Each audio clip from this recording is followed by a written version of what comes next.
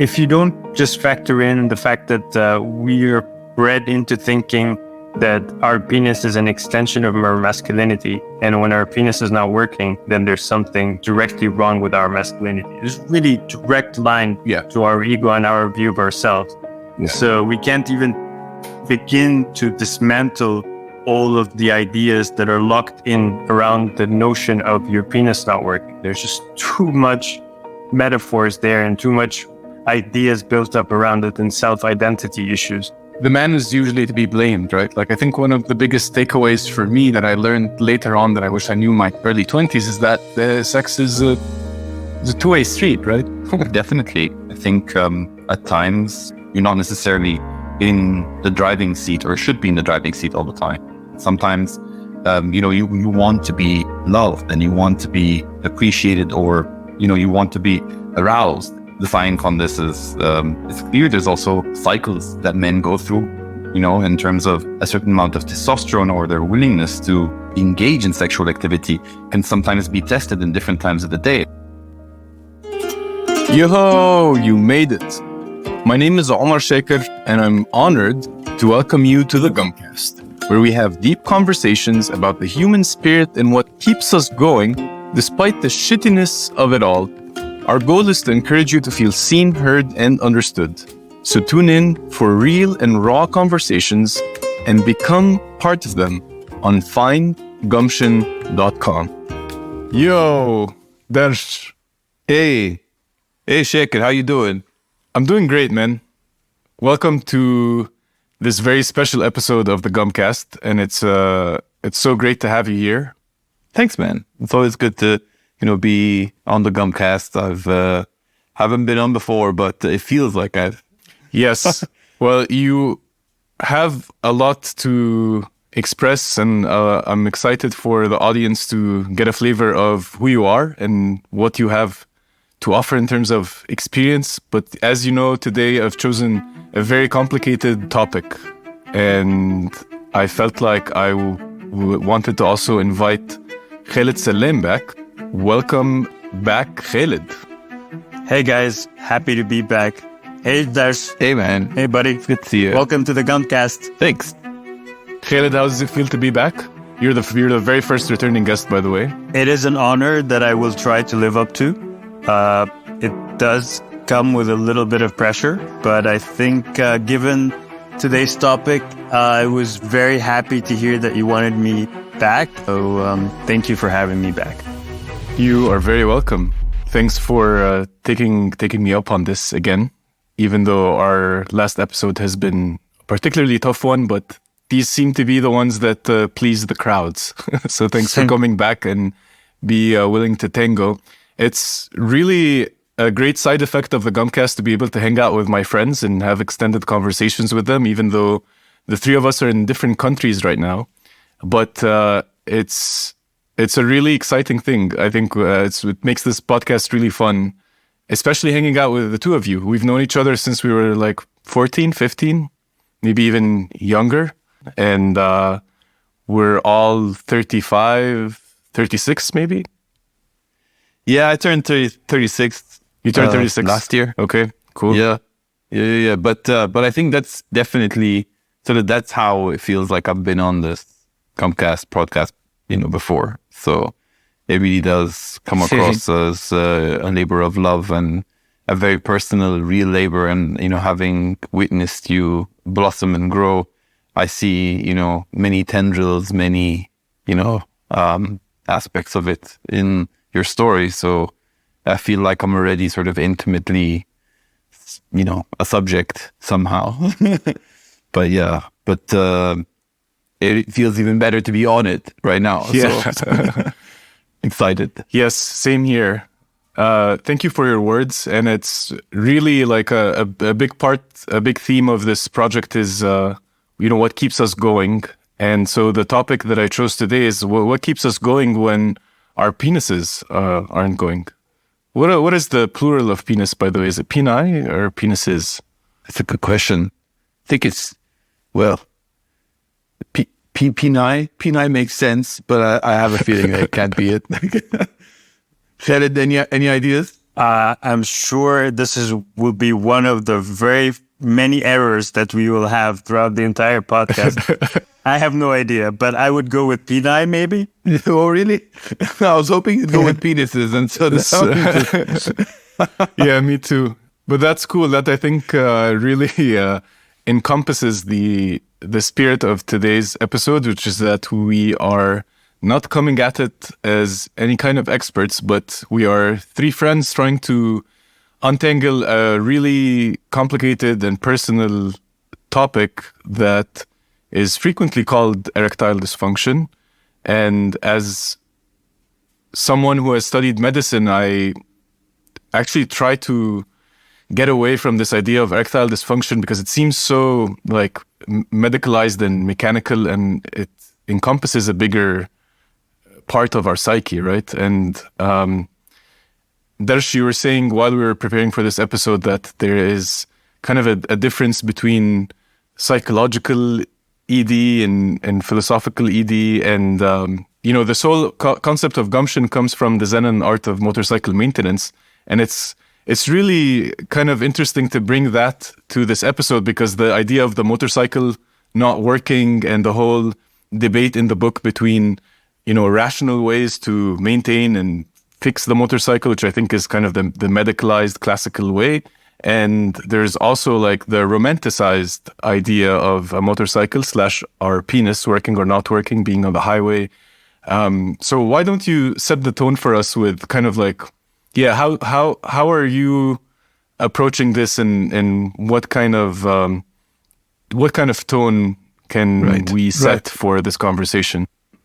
Yeah, so I think, when you first mentioned this topic, it's not something that the memory was not buried in my mind or so. It was quite easy to remember the first situation, the first time it happened, when I had second thoughts, when I had doubts. I think sort of that's philosophically at the heart of this, is that, it's a situation where you're not quite sure how to proceed, and there's a lot of anxiousness at the time.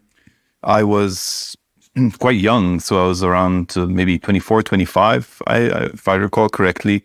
I was, specifically, I was working a very, very stressful job, one that similar to the one that I hold until today.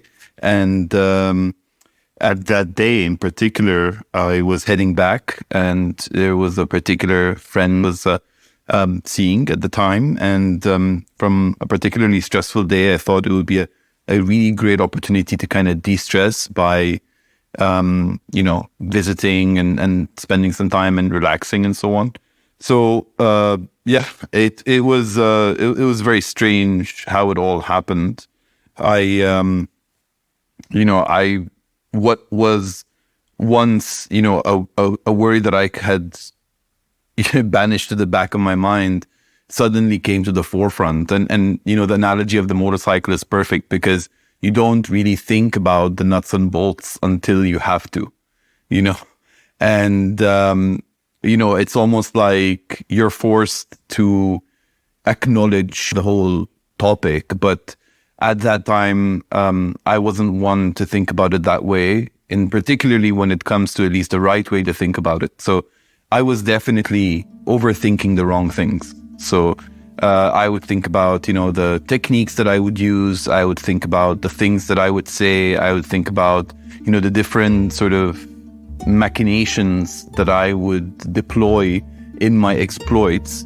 But I never really thought about, and so in that sense, it almost felt like it was very rational, like very cause and effect driven, expectations driven, really like setting a performance benchmark. It's really quite measurable, maybe, gaining inspiration from my line of work. But yeah, on that day in particular, it somehow, I guess it was a really stressful day. It didn't really work the way I had planned it. We were intimate, but it didn't quite, reach that point. So I remember clearly thinking at the time that this is insane. This is very strange that I should not be feeling this way, that I should not, I'm only 24. Why am I sort of experiencing this? And I remember that I just immediately tried to shut down the interaction. And it didn't particularly become dramatic, but I will never forget sort of how I must have made her feel, because for better or for worse, I communicated something that was very raw, very real myself at the moment, that anxiety. But at the same time, I just completely shut her down. We, have to come to not terms, but maybe come to a realization that it's not a mechanical point, but more subtle than that, touches on many elements of our life, can be evident in different facets, whether it's physical, psychological, or philosophical. And so, we have to really, take a step back and look at the big picture and see how all of this comes together. And maybe we can get some wisdom from the moments that work, but I think that's not particularly, smart, given that, the complexity that's involved. And so we need to kind of take this as it comes to us, right? And understand what this means to us as we discover more about ourselves. Yeah, thanks for sharing that. The story, so that story that you shared, was that your first sexual encounter, or was it? It was my first sexual partner. So the story itself was actually maybe a few months after meeting her. It was the same person that I had sex with the first time. So it was actually quite, everything was quite new for me. And my thoughts were that it couldn't possibly go wrong so quickly, so soon. I was quite distraught at that idea, the possibility of it going off track like that. And in retrospect, I think in that sense, the physicality of it, I was, I can laugh about it right now because, thankfully, I no concerns there. But in other sense, it was also the first time that I had this fear. Thank you there for sharing so much. I do have a question. I wonder, because you mentioned that the feeling or the worry, as it were, that you experienced then is not the same that you experience now. I wonder what aspect of that experience lingered on and stays with you until today. Yeah, there's always that question, am I, healthy enough? I mean, I made some poor dietary and lifestyle decisions at some point, and I constantly wonder.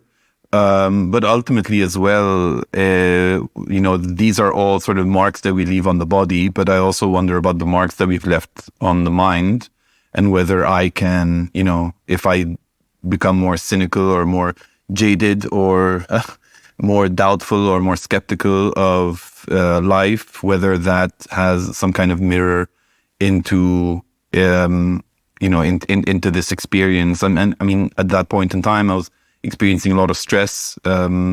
Perhaps this continues.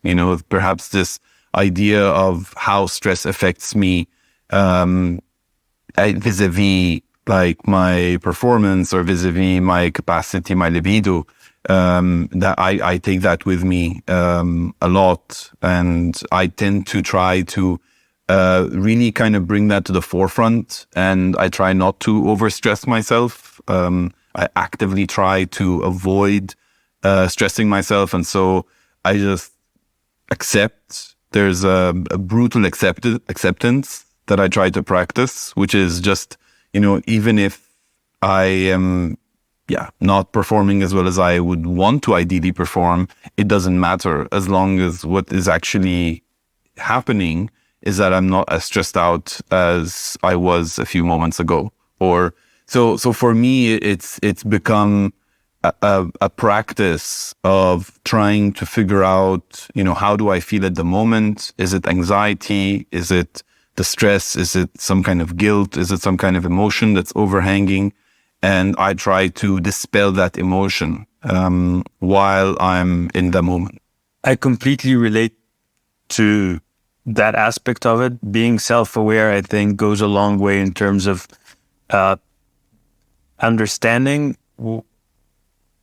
what is actually going on. And I think it gives you the best opportunity to actually be able to deal with it. But I was actually more interested in the interrelationship dynamic, because you mentioned something very interesting. You shut down your partner at that time. And I wonder if you developed any tools for ensuing relationships, to how to deal with your partner at that moment, and how to best engage them in the situation, as opposed to just doing the thing that feels Great question. that feels like reflexive at that moment, which is to just like hide and push. Well, yeah. So, I mean, that's the moment. I try to communicate my appreciation, my love, my feelings, my real sort of like raw emotion, and how what I would have expressed otherwise, maybe physically. So I think I try to compensate in so few words, I would say, but really it's about communication. So I try to make it clear that, if it's not happening at the moment, then that's not particularly sort of, we were not at that particular point in time. It will come a bit later, maybe not today, but definitely at some other point. So I try not to create a schism out of a situation, out of an experience where sort of the meaning has to change, Yeah, I completely relate to that. When it comes to sex, there are so many things that we're even afraid to tell our friends, or our close friends, because it carries so much weight. And I'm grateful for both of you for us being able to have similar conversations. And I hope a lot of people are able to get into that space. But one thing I'm curious about is, if you go back into that space where you're in your early 20s and you're freaking out about this, what kind of things, if you can, time travel and step into your own life, what kind of things would you tell yourself, or that you think might have been helpful for us to have a conversation about together back then? Right. So I think this is, one of those questions where it's, the hindsight, 2020 sort of bias can kick in. But, notwithstanding that, I definitely wouldn't fret too much about the actual sort of physical side of it, because there's a lot of clear sort of guidance on that particular point. And I think I would have asked myself to be a bit more nuanced and understand, is this my partner? Is this me? Is this my body? What is speaking? Listen, stop thinking, stop sort of reacting, try to take this information and make something out of it that actually benefits you at the moment and kind of puts you in a position of empowering you, actually. So, and also to be vulnerable to that and accept, because otherwise you may not, you may not accept the right kind of response or answer. I mean, it could be something as brutally simple as it's not the right time of day, maybe you're too tired, you know what I mean? And, just give it till the morning. It was also an amazing discovery, right? So it's, how one feels in the morning. And so for me, it was just discover a bit more how your body reacts, how, what your mind is telling you about yourself and your partner and your situation. I love that. And I love the concept of listening to what even something like erectile dysfunction has to tell us, right? There's information there rather than trying to make it work or force it to work like the media tells us, whether that's chemically or with whatever psychological trick you may try, sometimes listening is actually knowledge waiting to be uncovered for us about ourselves, about our bodies, about what we like, what we don't like. Absolutely. So thanks for sharing all of that. It was actually quite cathartic. But do you feel complete? Should we put the next man under the spotlight, or is there anything else you want to share before we close? No, I think it's time that we, that we have another story for better or for worse. Khaled, I think it's time. I'm next up to bat. Okay, cool. But thank you, Darsh, for sharing. I couldn't tell you how much the sense of camaraderie that exists between us is very important, and I certainly wouldn't have the courage to be talking about my story if it hadn't been for you guys and just knowing that the safe space exists. And thank you for leading the way.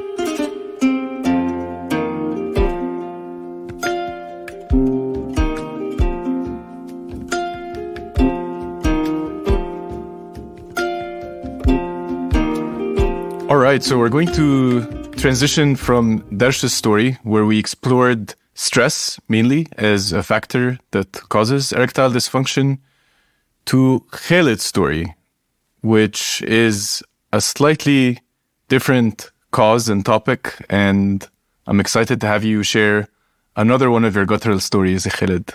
Sure. Let me just preamble by saying that any puns are completely and utterly unintended. I feel like I might drop a few, and I just want to say that I didn't mean it. So I guess my story also shares a lot of similarities. It is a very hard topic. It is an extremely there you go. hard topic. One for the books. Shakers on the board. All right. I'm going to refrain. I'm going to be the mature one and refrain from such frivolities. But I guess anchoring us back, hearing Darsh's story, there's a lot of similarities. Like Darsh, my story started in early 20s when I first caught sight of the problem. But unlike him, let me just, I guess, take a step back. My girlfriend at the time, we were together for a couple of years, and then she went back home. So it had been like a year that we hadn't seen each other. So we were doing the long distance thing. During said year, I guess I developed a porn habit. I've always had a porn habit, but it had been a while since I've watched porn. So in her absence, I guess I reverted to my old prepubescent ways and spent a lot of time watching porn. So when it came time to see her again, I left to see her. My penis was just a complete no-show.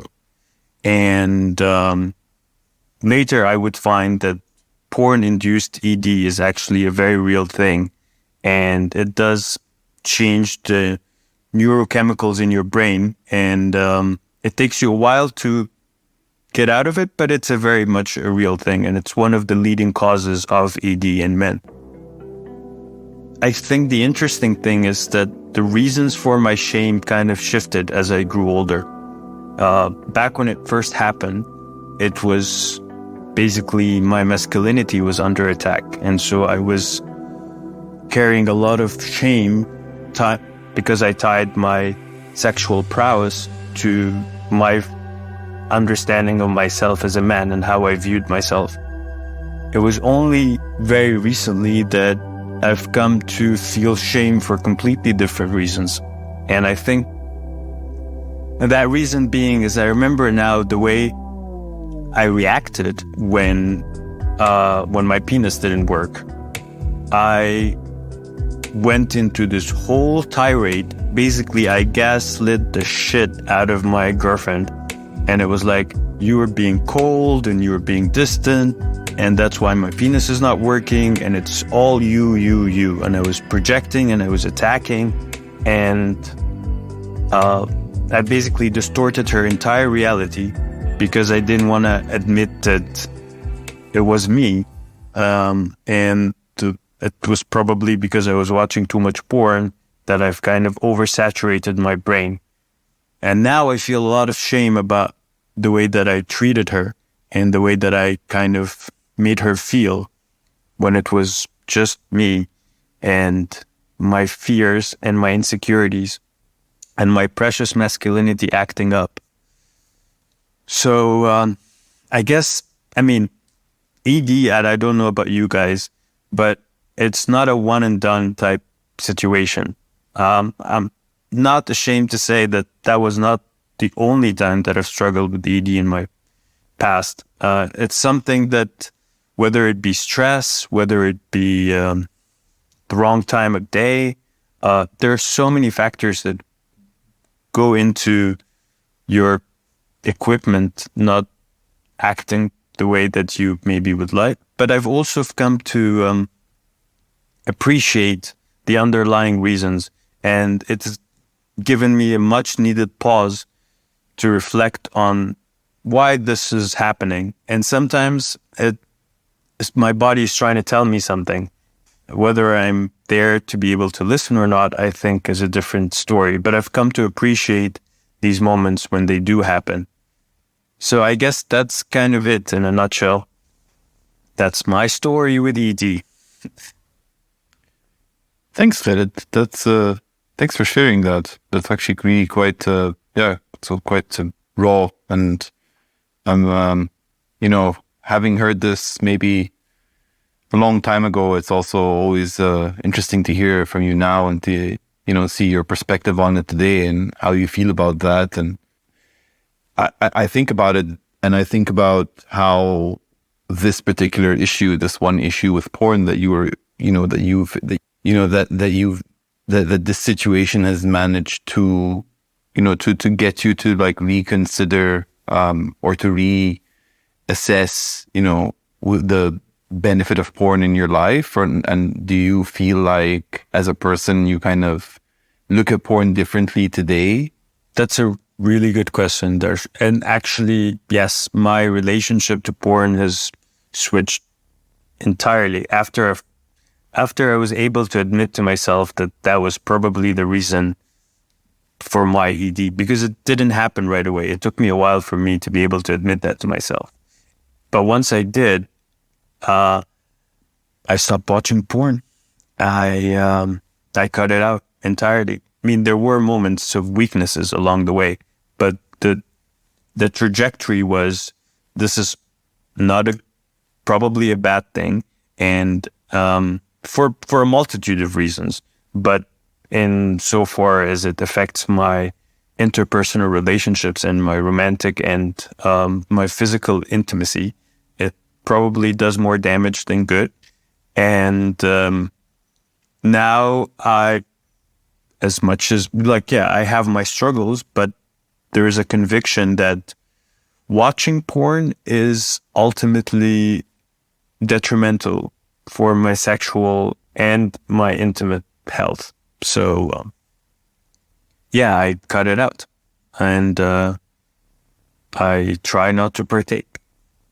Right. I try to do other things now, but right, because it's also very sorry. I just just to stop you from getting too guilty about that, because we've all resorted to porn at some point or another, and is really discovering it this way is a very rude awakening, since porn was in a lot of senses our way of getting through certain things and just relaxing and de-stressing, and and here it's kind of one thing that I wanted to kind of gauge from where you stand right now is, how do you feel about, your older self, and have you forgiven, or do you feel like you need to forgive your older self for even watching porn back then? That shame, is it become guilt? Is it become something that you carry with you? Because I surely hope not. Yeah, no, I don't think that there's any guilt or shame around my porn viewing. if there's anything, it's just, had I known what I know now, I might have done things differently. But absolutely, I mean, I think that a lot of people have a healthy relationship with porn. I just so happened that for my own personal experience, it was ultimately more damaging than it was useful. Yeah, I'm glad that we're not, trying to vilify porn. Also, there's a lot of good that can come, a lot of maybe inspiration that can come from it, and it's just kind of like every other tool in life. How do we use it? And are we using the hammer for a nail, or are we using the hammer to beat ourselves up on our heads? And it's like it's a very different. There are many different ways of experiencing it.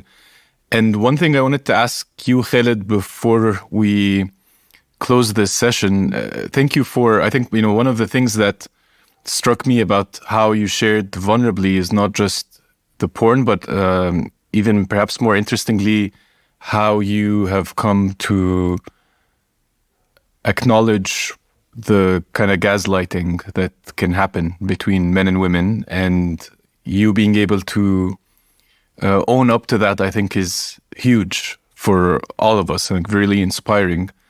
Because at that age, I feel like when we don't have that self-conscious kind of mindset, we want to blame others because it's a terrifying feeling that, oh, we have this, and that's why I don't like the label also of ED, because then, oh, I have this thing now, and it must be someone else's problem.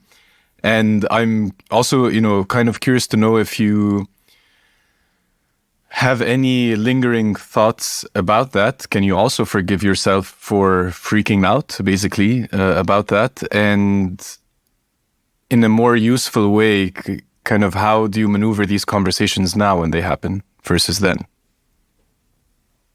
I'll answer the easier part of that question first. Now, when it does happen, my knee-jerk reaction is to be completely honest with the person that I'm with. And instinctively, I know if I'm with the right person, if I feel any type of resistance to me being able to tell that person how I'm actually feeling. Because if I feel like I'm going to be judged, then that's probably not the right person that I should be vulnerable and sharing myself with. But if I had made the right decisions leading up to the act, then I should be in a situation where I feel comfortable discussing anything that might arise. So I think it's kind of like an interesting bellwether to the kind of situation that you've put yourself in. As to the harder part of that question, I don't think, if it was just contained within myself, I think I could have done the work to not feel that guilt or shame anymore. I think because it affected someone else and I have little control over how that impacted her moving forward, I am less able to move past it because I could forgive myself, but regardless of whether or not I've made my peace with it, I've still done some damage, some real damage to another human being.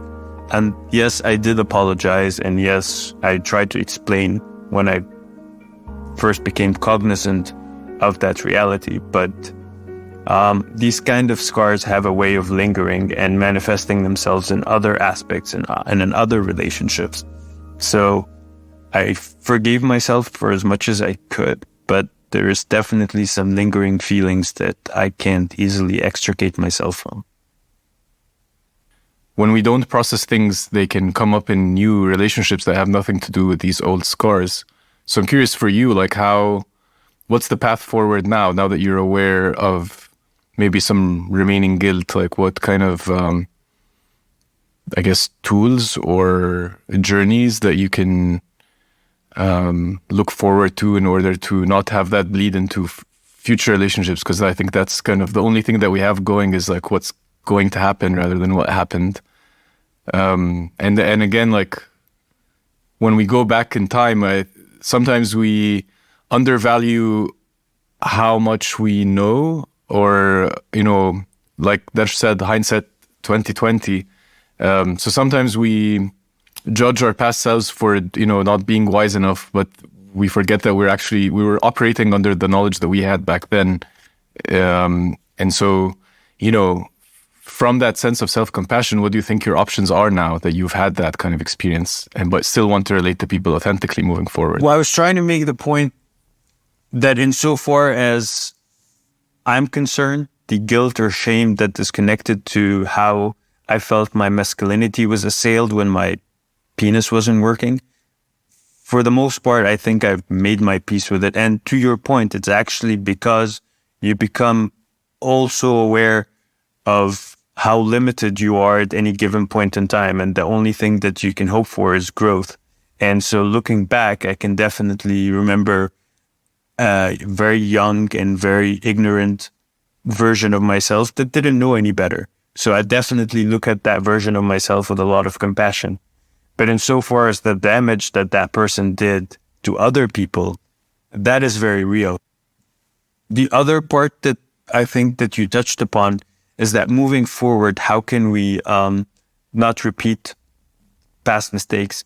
And I think it's being aware when our masculinity is being triggered and sitting in that moment and realizing, do I want to feed that or do I want to acknowledge it and realize that no good will come out of basically being a victim to my very reptilian brain reacting in a very reptilian way. And it's a very primitive, and I think that trusting that I have done the work, that I am no longer the same person. And so letting go is a lot of it, but also acknowledging that just because my knee-jerk reaction at the moment is to go to that defensive primal place, I don't have to stay in that spot and I can move past that. And it really is all about the person that you're with and how comfortable you are in that situation. Does your story feel complete, buddy? It does indeed, my friend. That's terrible news, because then that means I have to go into the hot seat now. Doctor, you've gathered your friends here and you've got them saying all kinds of uncomfortable stories, but I don't think you can escape your turn, and your turn is up. So pretty please, with sugar on top, give us your story. Damn it, I don't think any other podcast host that I listen to keeps getting the tables turned on him this way. And this hosting business is becoming very hard. Again, second pun. This one not intended. But yeah, thank you both for being here and sharing these stories and sharing the different ways ED can come up. And for me, my first experience with erectile dysfunction also happened in my early 20s, and I remember I was 23. At that point, I had not had penetrative sex with anyone. And growing up in Egypt, you guys know, you grew up there with me, and sex is a very taboo topic. My first girlfriend did not want to have sex before marriage, and we never got married, so we never had actual sex. And at that point, I was craving sexual experiences, and I felt like it was part of my initiation into life, part of, I wanted to be able to even come back to you guys and talk to you about, there's this thing called sex and I have experienced it too, And it felt like a rite of passage that I was looking for. And so when the time came for me to actually have a chance at it, it was with a woman that was much older. She was very extreme, I would say, in many ways. And the fact that she already was with multiple partners, and I was like maybe third or fourth in line. So that seemed appealing at first. I found her beautiful, and I had met her in a random club, and the next day found myself going on a trip with her. And I remember when she first saw me in the light, she was like, "Oh, you look too young." And I was like, "No, it's too late. We're going on this trip." And when the time came for us to get hot and heavy, I remember being jarred by the experience in so many ways, but trying to put on a brave face. And the biggest cause that I would say my penis wasn't complying was because also, being the extreme person that she is, she offered me cocaine, and I had never tried cocaine. I didn't even know what cocaine does. And I indulged in that experience while not really knowing what to do, but I think that was part of the bigger theme of wanting to appear like I know exactly what I'm doing, even though I did not know anything about this, either sex or cocaine. And shortly after, I felt the buzz coming on, and I think that gave me that exaggerated my feeling of false confidence, and that then led to us being physical, but me just not having an erection at all. And I was jarred because then she started asking me things about, how can we fix this, and telling me about like solutions that are out there, and telling me about other drugs that I can take to fix this, and that there are, ways for me to maneuver this. And I remember just feeling so small in that moment.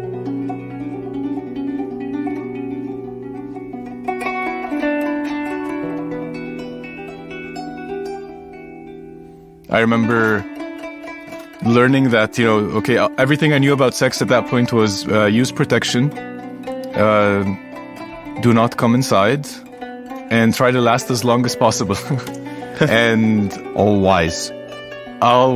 and I did not hit any of the 3 marks. So I took out the condom, and then I think she felt offended. She threw it out, and I felt like, I almost felt bad to be using a condom.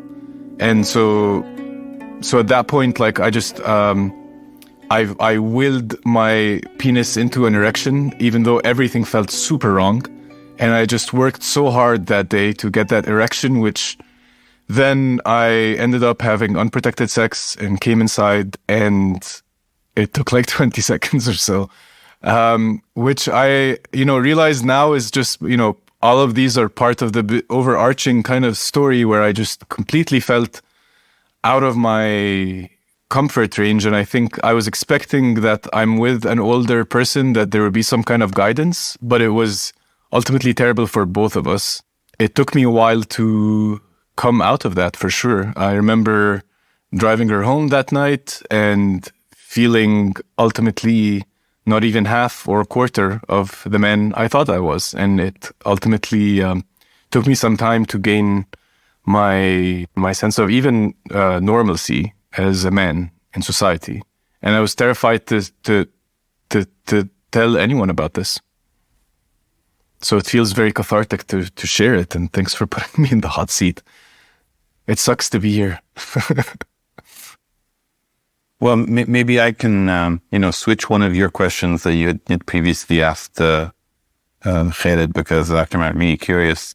So how does this experience, affect the journey, the adventures, and sort of how has it inspired you moving forward from that point to get to this point today? How did that sort of organically develop?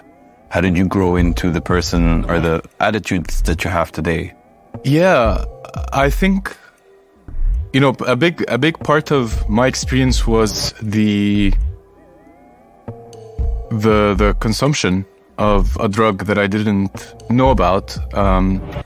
Had I known about cocaine, what it does to the blood vessels, what it does to sex, I would have taken a step back. And it's and even now, after understanding what cocaine does, it's still not something I enjoy consuming. But I just understood, I think, at that point that there are many, what I consume generally affects sexual encounters. And taking that into account, I started being more conscious of what's generally going in my body. So I'm not just talking about substances in all their ways, but also like hydration and food and, how my energy levels are. And on a relational level, it's more of, I realize that I really enjoy intimacy, and that there's like some kind of threshold for intimacy that I have. Once I cross it, sex becomes not just effortless, but becomes like something that's really hard to stop for me. Versus this idea of like I need to build up for this threshold to happen towards the erection. And when it feels like an uphill battle, and I think that even applies to relationships in general, like if it feels like an uphill battle, then maybe this is the wrong relationship, And then I think the last thing I would say is to echo what Khaled said in his share, that the conversation needs to be dynamic for me about this. I need to be able to, it's almost like a nice test with someone, because for me, like almost all my first sexual encounters with people are the most awkward and the worst sexual encounters. The more I build intimacy, the more I feel like I have trust and companionship with someone, the better sex becomes. And I realized that over time. And I think some of the narratives we have, even around like being with someone for a long time, that, it's really hot and heavy in the beginning, and then towards the end, it tapers off. And that's not my experience at all, actually. I see sex as like an exponential curve, and I also hope to be having sex if I live up to 70 or 80 to still be having sex, And I think there is, the more you learn about your body, the more enjoyable it needs to become. So also taking away this idea that I need to be having all the sex I can in my 20s or my 30s, that there's actually more to explore and to enjoy as one grows older. Yeah, definitely. The adventure continues. Yes. Hopefully not like that first adventure, but more grounded adventures. I have a question, and feel free not to answer it if it feels like it's maybe pushing some sort of boundary. But you mentioned that that first sexual partner that you had, she said that there are things that you can do, chemical assistance, so to speak, that you can partake in.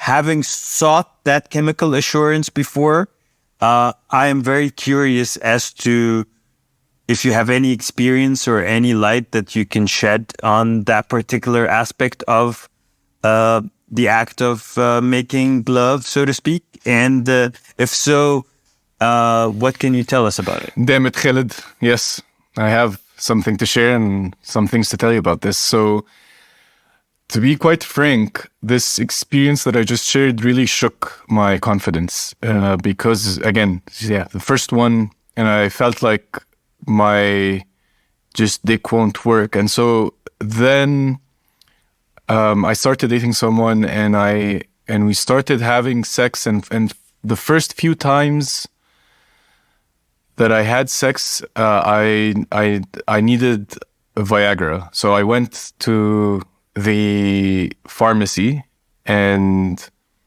bought some of them blue pills, and I remember having the opposite problem. So like the next sexual encounter had me with a boner that just will not secede. It would not give up. And we had the sex was done, and my partner was satisfied, but then I remember just continuing to have an erection, and it was almost painful at that point. And I wanted to finish, but I couldn't. And that felt equally self-conscious in a way, because I was like, okay, I have, blood gushing through my penis, but this whole experience isn't coming to an end. And because I also wasn't honest with her about this, so I could not tell her that, oh, this is happening because I'm on Viagra.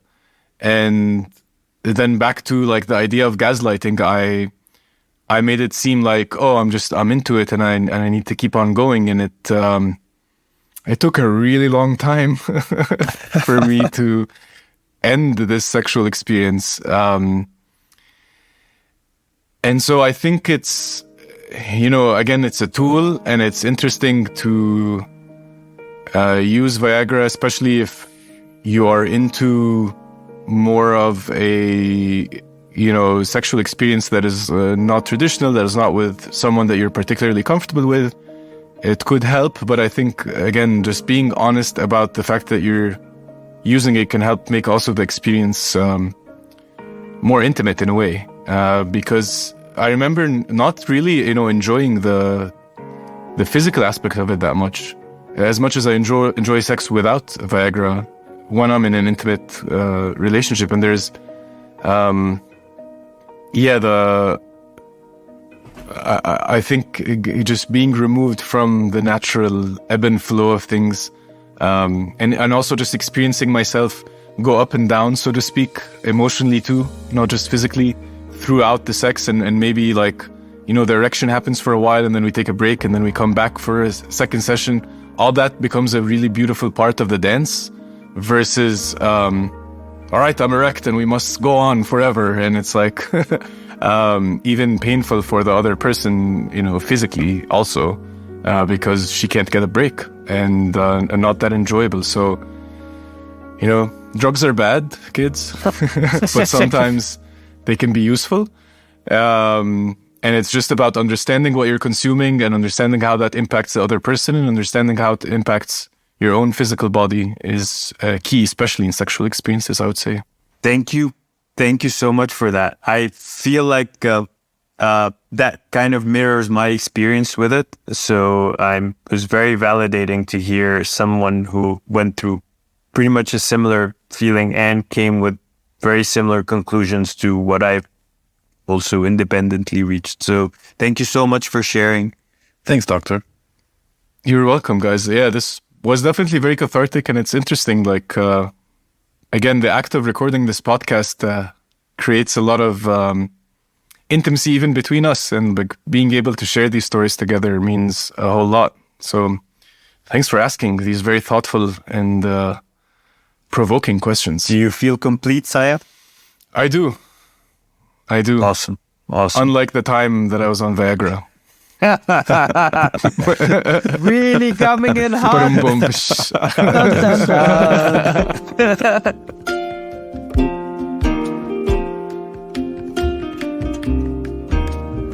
All right, so this topic is not one that we can easily find a closure for, or a closing point. And even though we've shared a lot of these experiences in the past, I just want the audience to know that these are things that we continue to carry through our 30s.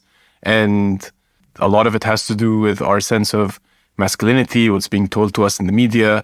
And so I think a good closing point may be to ask each of us to reflect on what current mindsets we have on erectile dysfunction, and maybe elaborate on, one or two rituals that you have now around sex. When it first happened for me, it was stress that kind of pushed me over, and it's stress that I feel that I'm most vulnerable to today as well. I mean, having, being in this stage of life where you don't have the power of the testosterone sort of fueling you, that and supporting your libido. I think that's something that gets me to think about how often will stress, and how deep will my stress affect me, and what kind of lifestyle should I live, and this, everything from decisions related to what kind of consumables. So, should I be smoking? Should I be exercising more? Yes, definitely exercise more. No, definitely not smoke. But generally, to also feel like, what kind of emotional stress can I handle? And when I think about the decisions that I have to take in the future, what kind of emotional stress would I be able to handle then? And so it's a very alive in that sense. Hearing Darsh talk, there's a lot of similarities, and I mirror a lot of what he's saying. It is an ongoing thing. It's never going to go away. Of course, the challenges might be slightly different from when we were younger, but ED is something that will carry. Nobody is cured from ED. It's something that will afflict us at one point or another throughout our entire lives. So I think coming to terms with that is kind of like the biggest takeaway that I could have about it, is that it's never something that you can completely cure. Really good food for thought. I think for me, I refrain from one-night stands, despite how much media tells me to, because I know that they don't work for me and they don't satisfy the need for intimacy that I have. As a matter of fact, they make me feel worse the next day, most of them. So I have just accepted that about myself and try not to make the quick sexual encounter culture, especially for me living in San Francisco, affect my actual needs. I feel like I would have loved to hear this episode when I was in my early 20s, and I feel like the intention that we set to ground ourselves in our own personal experiences and just share a few things that have worked for us specifically has been honored through this. So I think we did a great job in that regard, and I have a feeling that this will not be the last appearance for either of you on the Gumcast. Any last words before we close? I mean, if this is how it's like on every episode, then my goodness, I'm feeling really happy to have this space, to have this the trust that we have and the capacity to explore this and to discover these truths, whether they're comfortable or uncomfortable together. It sometimes it helps. Actually, most times it helps, especially the uncomfortable ones. So always share, always speak your mind, always, try to find a way to let those words ring out and keep doing what you're doing. Thanks for having me here, man. Keep it up. And I guess this time I did mean to make a pun.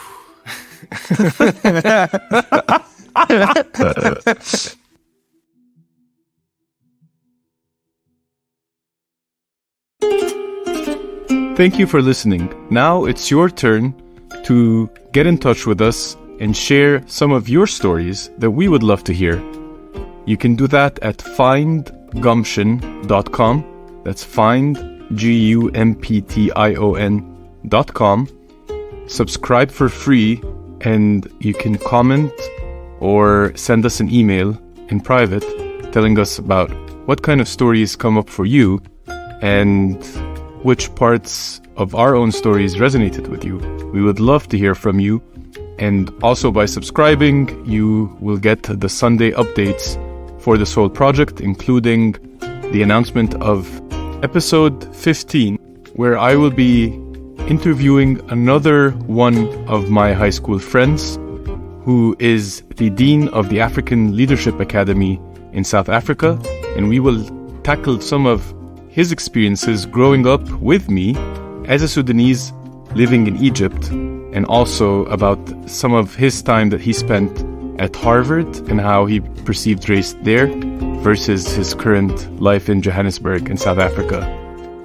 And I'd love to give a huge shout out to Mostafa Al-Aizabi, who has produced this episode to make us sound crisp and clear for your auditory pleasures. This is Omar Shaker. Subscribe at findgumption.com, and I'll see you next time.